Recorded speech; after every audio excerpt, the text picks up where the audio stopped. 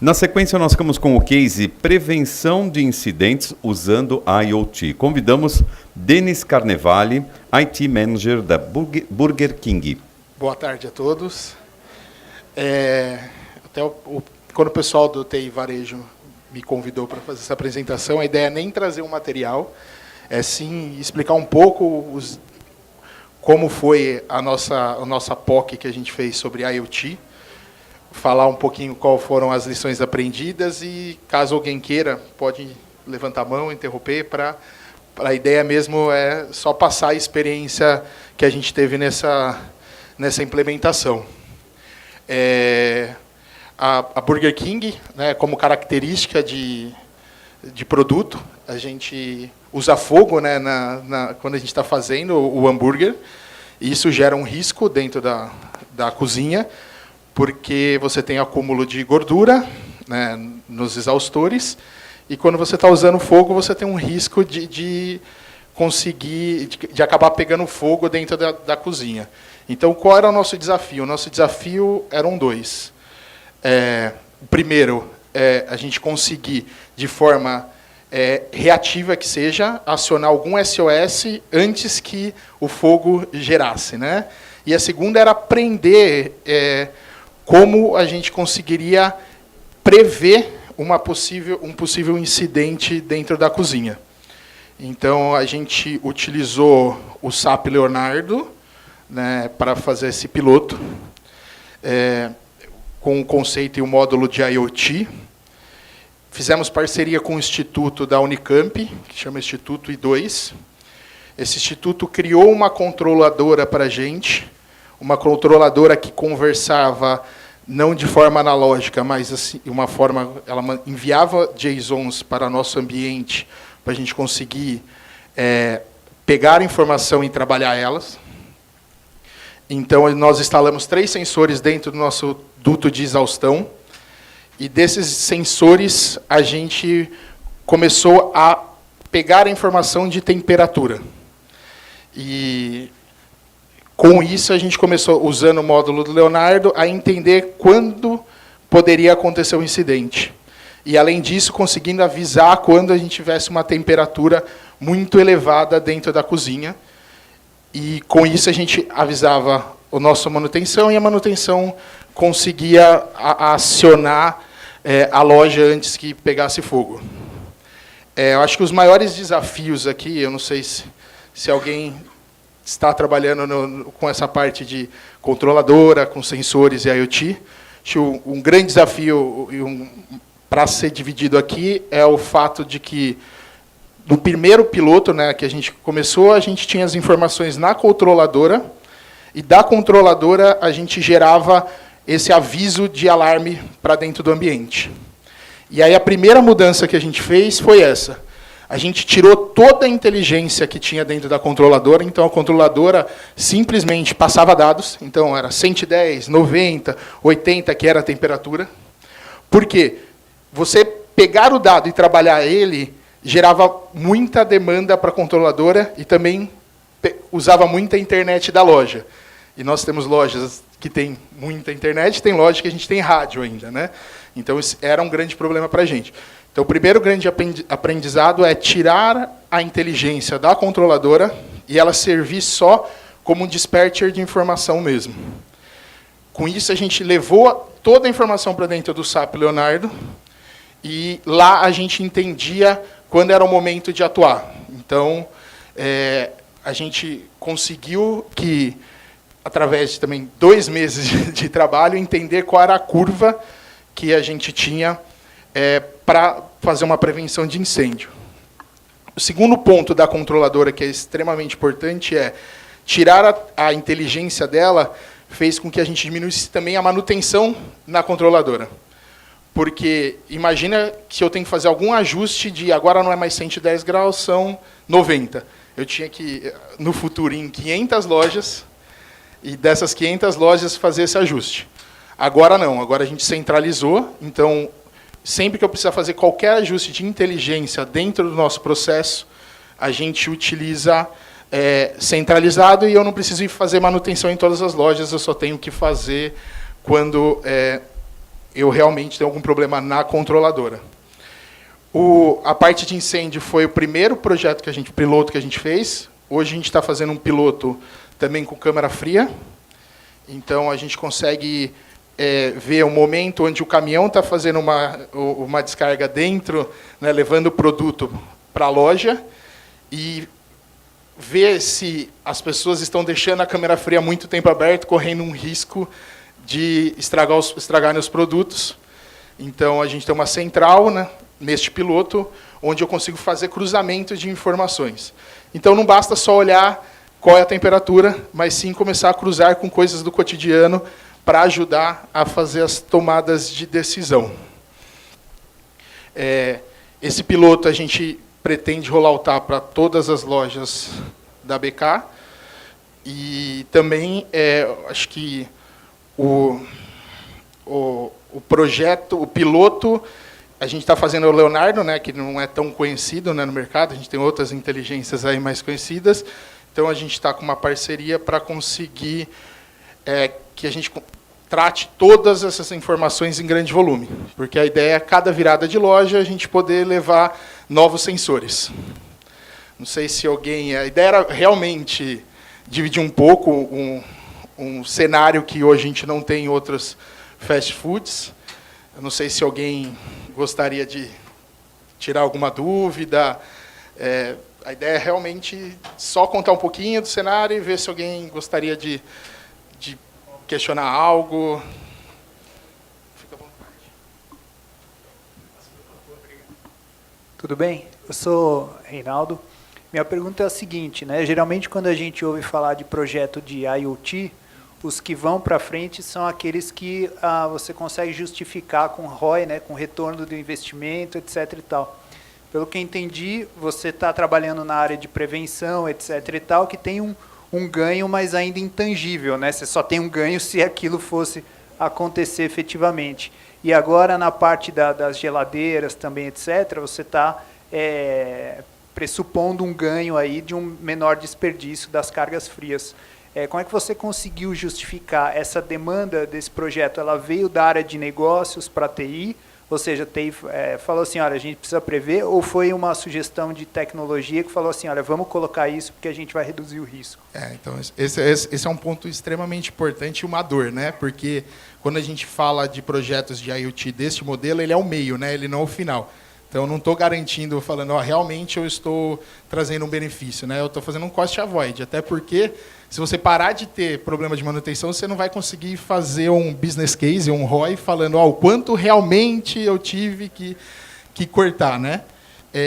Então, é muito importante você ter alguém da área de negócio comprado com a área de TI. Esse foi um projeto, e eu acho que o grande viabilizador dele foi a gente tocar ele como um piloto. A gente não veio como um projeto de orçamento, então a gente não colocou na pauta de orçamento esse projeto. A gente procurou um parceiro, um instituto, desenvolveu junto com ele, né? Então a conversa foi, olha, vamos fazer algo juntos, que depois você consegue escalar isto para o mercado. Então acho que esse foi o primeiro ponto, o primeiro parceiro. Então eles tinham uma solução de controladora que conversava por HTTP, que não funcionava para o nosso modelo. Fizemos juntos. Fazer junto quer dizer, este primeiro piloto não ter custo. Então, acho que é extremamente importante isso. Depois, buscamos uma outra parceria com a ferramenta de análise, para construir um case realmente. E, construindo o case, a gente ganhou força para levar o assunto para dentro da companhia. Porque, realmente, ele é simplesmente um custo avoid e não vai ter como fechar. Então, acho que o grande aprendizado nesse modelo foi fazer pilotos, custo zero. Então, isso que é importantíssimo. Esse piloto foi custo zero para a BK. Então, a gente já viu benefícios. E você tendo... quando você pega a primeira informação de dados, você tem um set de dados que você teve de temperatura. Você não sabe nem o que fazer com aquela informação. Com os 2 meses que a gente ficou coletando, a gente começou a descobrir coisas. Então, um exemplo bom eu posso ter ganho de processo, né? Como eu sei que, quando eu olho a geladeira e está subindo a temperatura, a gente começou a entender o porquê acontecia. Então, a gente foi lá no processo e falou assim, ó, pessoal, tem gente deixando a geladeira aberta enquanto carrega. Isso foi um ganho. Isso eu consigo mensurar, né? Quanto eu já tive de perda por aquele modelo. Então, olhando o passado, eu não estou falando só que eu estou evitando o futuro, mas estou falando, olha, perdas que eu consigo comprovar. Então, acho que até hoje, quando a gente fala de IoT, Big Data e todo esse cenário, a gente não está tão evoluído, até a gente não tem tantos profissionais no mercado. Então, acho que o caminho que foi positivo para a gente foi fazer o piloto, né? E com o conceito de, olha, vamos aprender juntos e vamos depois rolloutar isso, né? Então, para a BK, acho que o grande case de sucesso, que realmente você colocar no orçamento uma coisa que não traz benefício financeiro é muito difícil. Então, esse eu acho que foi o grande resultado para a gente fazer um piloto. Fazer um piloto com parceiros que queriam mostrar para o mercado que isso era possível.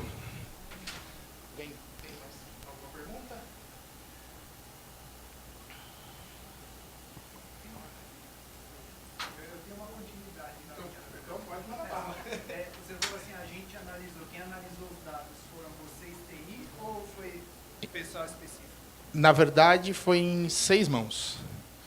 A gente tinha uma pessoa que fazia análise de dados em si, que é para achar medianas, é uma pessoa com uma visão muito mais estatística de dado. A gente tinha pessoas da área de manutenção, né, porque essas pessoas elas conseguiam falar, olha, nesse momento o analista de dados, né, olhava e falava assim, aqui eu vejo um padrão. Aconteceu em algum momento alguma coisa na loja? Então, a gente tinha a pessoa de manutenção fazendo o link entre os padrões e os acontecimentos. E o TI, a gente estava muito mais como suporte de tecnologia como um todo. Então, a análise de dado é de negócio. Fica muito difícil o TI falar, olha, realmente essa temperatura não é boa para um broiler. Não faz lógica, né? Então, é fundamental você ter alguém da área de negócio. E aí, assim, é algo bem interessante quando você vê tomando forma, quando você começa a ver padrões, e padrões começam a se linkar em acontecimentos, você vê a área comprar a ideia, né? Ela, no começo, fica, não sei, acho melhor mandar a pessoa para não correr o risco.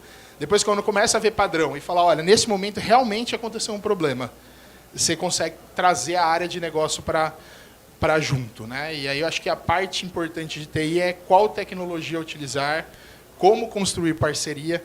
A gente está no momento onde a gente consegue, com tecnologias novas, trazer a parceria. Acho que essa é a parte de TI, inovar, trazer para dentro da companhia e tentar ter o menos custo possível.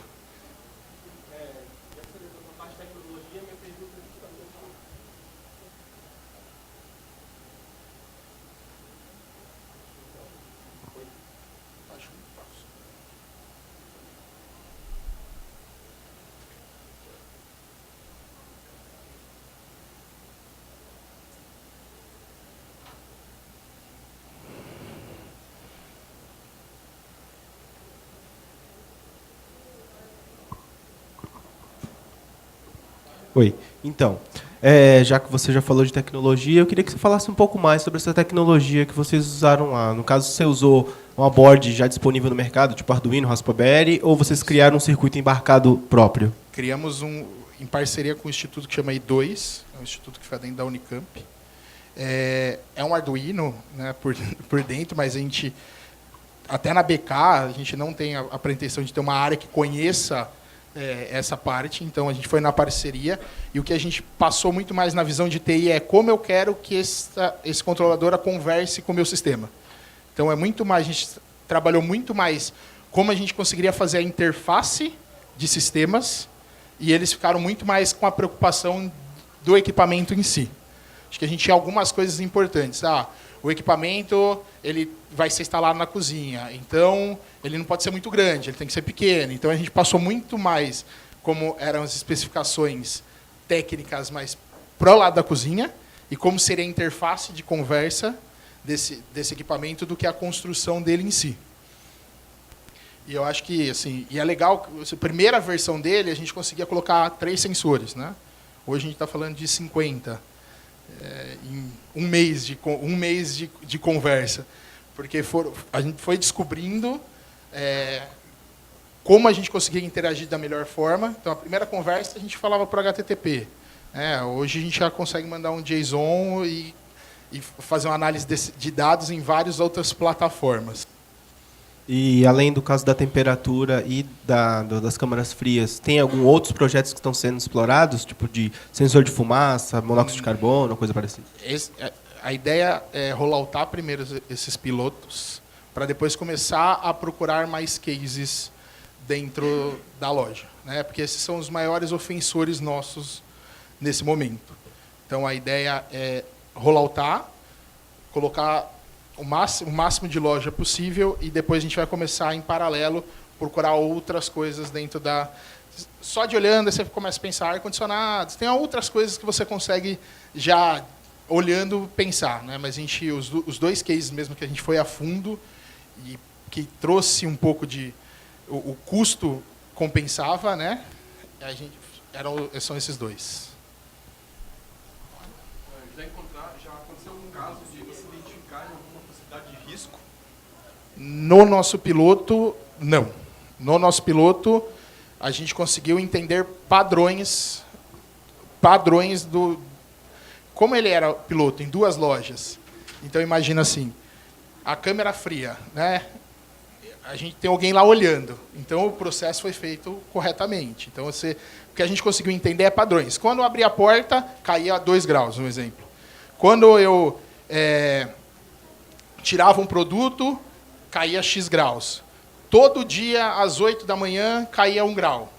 Esses são os padrões que a gente conseguiu descobrir. Por quê? Todo dia de manhã você faz abastecimento. Então, o que a gente conseguiu é padrões, são padrões, né? E na questão da coifa, da coifa também. O que a gente conseguiu foi olhar, por exemplo, pico da loja. Da meio-dia às 2, eu tinha um pico de loja de venda. Com isso, minha temperatura chegava a 80 graus. Né? Então, a gente conseguiu ver padrões dentro de comportamento da loja com a temperatura. Mas nenhum deles a gente chegou num case de realmente, olha, este é o valor que vai pegar fogo. A gente já tem um padrão, né? Um valor de temperatura, que é o SOS. Né? Quando chega nesse valor, eu já vou avisar e vai ter que ir um técnico de manutenção. E aí, quanto mais dado a gente está levantando, a gente começa a virar mais preditiva a nossa ação. Mas, por enquanto, a gente ainda só vai atuar, né? Acho que imagino quando a gente começar a ter mais lojas, começa a ter mais dado, é o tipo de coisa que é virtuoso, né? Quanto mais você vai colocando, mais informação você tem, mais eu posso ter uma certeza de como atuar. A aceitação por parte da loja ou até pela própria equipe da manutenção foi fácil? Vocês tiveram um bom trabalho em cima? Isso vai ajudar no processo como todo, no negócio? Não, acho que não tivemos... Incrível, você acha que pode ficar reativo, né, achar que vai atrapalhar, mas a gente teve umas 2 lojas. A gente teve uma loja em Santo André e uma loja em Indaiatuba. As 2 lojas aceitaram muito bem. Né? Manutenção é uma coisa muito crítica, né? A gente não pode deixar a loja fechada, não posso deixar de vender porque minha loja está com um problema de coifa, por exemplo. Então, para eles é muito importante. Então, ter mais alguma coisa dentro da loja garantindo que eles não vão ter problema, né? Porque nada pior do que um cliente chegar para pedir e não poder ser atendido. Então, para eles é muito importante isso, ter a retaguarda garantida. E com isso, eles entenderam que só traz benefício. Então, foi super, super fácil de ter parceria com eles. Bom, de uma forma geral, tem algum novo que tem, Isso. Olha, para você ter ideia, a gente teve parceriado ao ponto, a gente precisava ir de madrugada para instalar as coisas, para não atrapalhar o fluxo. E a pessoa ia com a gente lá. Acho que a gente teve um aceite muito bom mesmo. É que eu acho que, assim, ali está guardado, né? Eu não estou chegando e falando assim, muda a sua operação, então é mais fácil. Quando você entra e tem alguma coisa para que afeta a operação, é mais difícil de conseguir. Senhores, muito obrigado. A ideia era mesmo só fazer essa troca de bola, contar um pouquinho do que a gente teve. Fique à vontade, se vocês tiverem mais dúvidas, procurar. Muito obrigado, hein?